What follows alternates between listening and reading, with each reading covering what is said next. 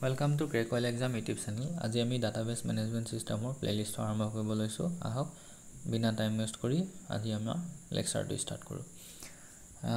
ইয়াত আছে database management system. First আমি ডাটা মানে কি জানিব লাগিব। ডাটা যেনেকৈ তোমালোকে কি তোমালোকে হৈছে ষ্টুডেন্ট। তো তোমালোকৰ দিনটোত কি লাগি থাকে? দিনটো তোমালোকে ধৰা ম্যাথছ কৰিলা, সায়েন্স পঢ়িলা, সোশ্যাল সায়েন্স পঢ়িলা। এতিয়া তোমালোকৰ ধৰা এইবিলাক কি হয়? এইবিলাক তোমালোকৰ কাৰণে ডাটা হয়। যেনেকৈ এতিয়া ধৰা ধৰিছোঁ তোমালোকে অইলৰ এক্সাম দিবা। অইলৰ এক্সামৰ কাৰণে তোমালোকে কি আহিব? যেনেকৈ পাৰ্ট এ, পাৰ্ট বি, পাৰ্ট চি কৰি থৈ দিছে। তো তোমালোকৰ কাৰণে এইবিলাক এটা ডাটা হয়। সিলেবাছ চালা তোমালোকৰ কাৰণে, সিলেবাছটো তোমালোকৰ কাৰণে এটা ডাটা হয়। ঠিক আছে, ডাটা মানে বুজি পাইছা চাগে। এতিয়া আমি নেক্সট ডাটাবেছ চাওঁ। ডাটাবেছ মানে কি? এই যে ক'লোঁ যে ডাটাবিলাক, এই ডাটাবিলাকৰ কালেকশ্যনটোকে ডাটাবেছ বুলি কয়। ঠিক আছে, এতিয়া ধৰা তোমালোকে স্কুল এখনত আছা। তো স্কুলখনত কিহৰ ডাটা থাকিব? স্কুলখনৰ ডাটা থাকিব। ধৰা স্কুলখনত ধৰা ক্লাছ 1ৰ পৰা ক্লাছ 10লৈকে আছে।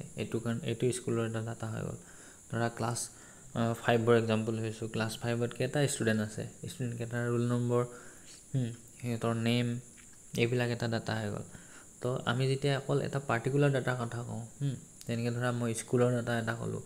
তো সেই স্কুলৰ ডাটা কালেকশ্যনটোকে ডাটাবেছ বুলি কয়। ঠিক আছে, ডাটাবেছ মানে কি? এটা সেম টাইপৰ ডাটাৰ কালেকশ্যনটোকে ডাটাবেছ বুলি কয়। ঠিক আছে, বেলেগ বেলেগ তুমি ডাটা দি কেনে সেইটো কালেকশ্যনটোক ডাটাবেছ বুলি নক'ব। ঠিক আছে, এতিয়া আমি কি চাম?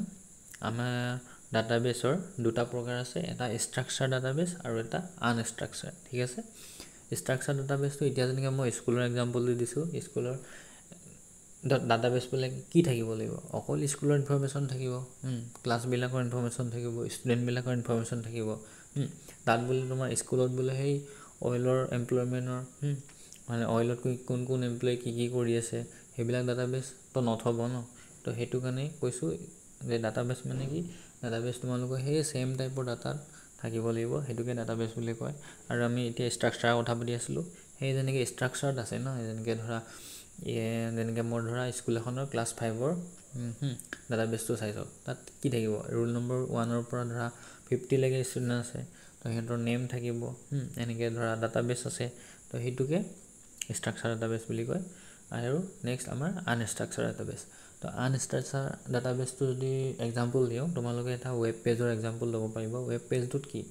ৱেব পেজটোত ধৰা তোমালোকৰ টেক্সটত লিখা থাকিব, হয় নাই? আৰু মাজতে তোমালোকে ধৰা কিবা ভিডিঅ' এটাও পাই যাব পাৰা ৱেব পেজতে। তাতে তোমালোকে কিবা পিকচাৰ এখনো দেখি পাই যাব পাৰা। সেইটোকে আনষ্ট্ৰাকচাৰ বুলি কয়। এই আমাৰ ধৰা আমাৰ গোটেই 90% ডাটা, ঠিক আছে, ৱৰ্ল্ডৰ গোটেই 90% ডাটা আনষ্ট্ৰাকচাৰ হয়। ঠিক আছে, আৰু এতিয়া নেক্সট আমাৰ কি থাকিলে? Management system, database management system. ঠিক আছে, ডাটাবেছ মেনেজমেণ্ট ছিষ্টেম মানে সেইটোৱে আমাৰ যোনটো ডাটাবেছটো মেনেজ কৰাৰ এটা ছফ্টৱেৰ আছে, এটা ছিষ্টেম বনাই থৈ দিয়া আছে। সেইটোকে ডাটাবেছ মেনেজমেণ্ট ছিষ্টেম বুলি কয় ফুল ফৰ্মত।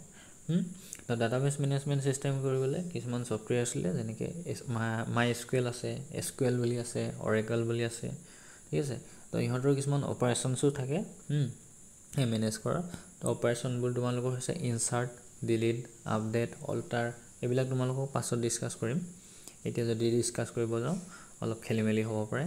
ঠিক আছে, আজিৰ ভিডিঅ'টো ইমান দূৰতে ৰাখিছোঁ। নেক্সট ভিডিঅ'টোত আমি ফাইল ছিষ্টেম আৰু ডাটাবেছ মেনেজমেণ্টৰ মাজত ডিফাৰেঞ্চৰ ওপৰত আমি এক্সপ্লেইন কৰিম।